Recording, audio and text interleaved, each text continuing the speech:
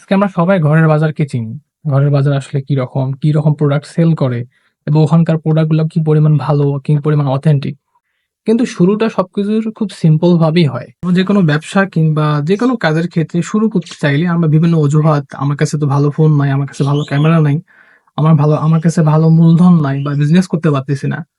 তো এই জায়গায় গিয়ে আমরা সবসময় অজুহাত নিজেকে ব্লেম করতে থাকি। কিন্তু দেখেন প্রত্যেকটা ব্র্যান্ড শুরু হয় খুব ছোট থেকে।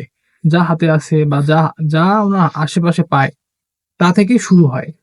ঠিক ঘরের বাজারটা ওরকম। ঘরের বাজার শুরুটা এত ছোট পরিমাণে অ্যামাউন্ট দিয়ে শুরু হইছে, যেটা উনি নিজেই বলতে চাইছিল না।